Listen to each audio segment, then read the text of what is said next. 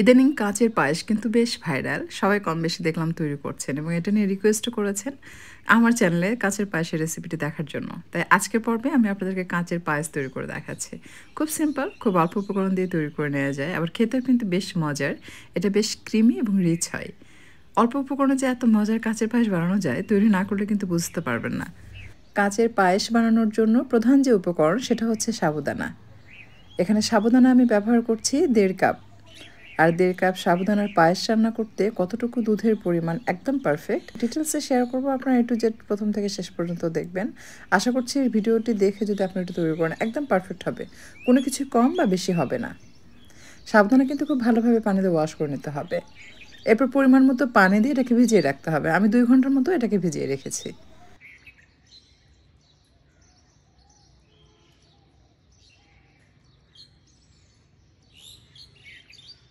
2 ঘন্টা পর আপনি যখন হাতের মধ্যে সাবুদানাটা নেবেন, নিয়ে এভাবে আঙ্গুলের সাহায্যে চাপ দিয়ে ম্যাশ করবেন, দেখবেন যে সুন্দরভাবে ম্যাশ হয়ে যাবে। এই পর্যায়ে এই সাবুদানার সাথে স্বাদমতো লবণ দিয়ে এটাকে কষলিয়ে কষলিয়ে খুব ভালোভাবে মেখে নিতে হবে।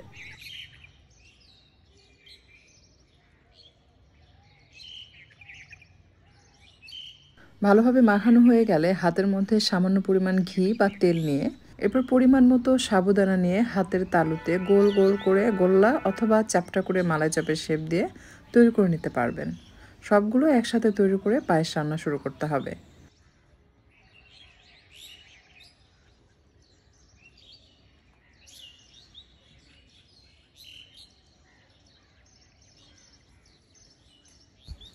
আমি একটু চ্যাপ্টা শেপ দিয়ে তৈরি করলাম। সবগুলো সাবুদানায় আমি তৈরি করে নিয়েছি গোল, কিছুটা চ্যাপ্টা এরকম আর কি। আর এখানে আমি 1 কাপ গুঁড়া দুধের সাথে 5 কাপ পানি মিশিয়েছি। কেউ চাইলে 1.5 লিটার দুধ জাল করে 5 কাপের মতো করতে পারবেন, সাথে একটু গুঁড়া দুধ ইউজ করবেন, তাহলে টেস্টটা বেশি ভালো আসবে। শুধু তরল দুধ দিয়ে রান্না করে অনেক সময় দুধ তেমন একটা ঘন হয় না। সেক্ষেত্রে আপনি 1.25 লিটার দুধ জাল করে যদি 5 কাপ বানান তাহলে আবার স্বাদ হবে, গুঁড়া দুধ দেওয়ার প্রয়োজন হবে না। দুধে ভালোভাবে বলক আসার পর একটা একটা করে সমস্ত সাবুদানার যে মালাই চপ বা গোল্লা এটা দিয়ে দিতে হবে। এটা সেদ্ধ হতে কিন্তু সময় লাগে না, খুব অল্প সময়ের মধ্যেই সেদ্ধ হয়ে যায়। যখন দেখবেন যে বলক আসবে, এই সাবুদানার গোল্লাগুলো খুব সুন্দরভাবে উপরে ভেসে ওঠে এবং কালারগুলো চেঞ্জ হয়ে এরকম কাঁচের মতো হয়ে যাবে, একদম স্বচ্ছ, যেরকম আপনারা ভিডিওতে দেখতে পাচ্ছেন। আর এর মধ্যে কিন্তু এই যে দুধের যে মিশ্রণ সেটা কিন্তু খুব সুন্দরভাবে সাবুদানার সাথে মিক্স হয়ে বেশ ঘন, ক্রিমি এবং রিচ হয়। যখন ফুটে উঠবে সেই পর্যায়ে মিষ্টির জন্য আমি দিয়ে দিচ্ছি কনডেন্সড মিল্ক।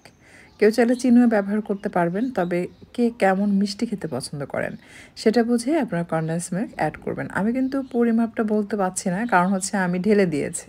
আমি কিন্তু মেপে এখানে ইউজ করিনি। এরপর নামানোর পূর্বে আমি সামান্য সাদা এলাচের গুঁড়া দিয়ে এটাকে মিক্স করে চুলা থেকে নামিয়ে নিব। ঠিক এরকম ঘনত্ব থাকা অবস্থায় নামিয়ে নিতে হবে। তাহলে এটা যখন ঠান্ডা হয়ে আসবে, এটার যে মালাই সেটা কিন্তু একদম মালাই চপের মালাই যেরকম ঘন হয় জমানো, ঠিক সেই রকম হবে। আর এটা খেতে কিন্তু অসম্ভব মজার। যদি ফার্স্ট টাইম তৈরি করেন অবশ্যই ফ্রিজে রেখে খাবেন, তাহলে খেয়ে মজা পাবেন। দেখুন এর মালাইটা কীরকম হয়েছে, একদম রসমালাইয়ের মালাই যেরকম ঠিক সেরকম। আমি আপনাদেরকে একটু তুলে দেখাই। চুলা বন্ধ করার পরই কিন্তু আমি সাথে সাথে আপনাদেরকে দেখাচ্ছি, এটা কিন্তু পুরোপুরি ঠান্ডা হয়নি। এটা ঠান্ডা হলে আরও একটু ঘন হয়ে আসবে। তো এটার মালাই দেখেই কিন্তু বোঝা যাচ্ছে যে এটা যে কতটা মজার হবে। আশা করছি আজকের রেসিপি ভালো লেগেছে। যদি রেসিপি ভালো লাগে লাইক, কমেন্ট, শেয়ার করবেন।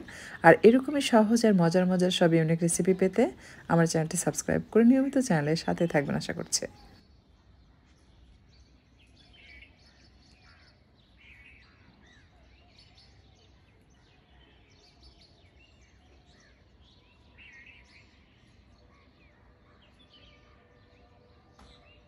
সাবুদানার কাচের পায়েসের উপর দিয়ে আমি সামান্য পেস্তা বাদাম, কাঠবাদাম কুচি এবং কিছুটা স্যাফরন দিয়ে গার্নিশ করেছি। দেখতেই পাচ্ছেন এটা যে কতটা লোভনীয় লাগছে। সো আজকের মতো এই পর্যন্তই, আর কথা বাড়াচ্ছি না।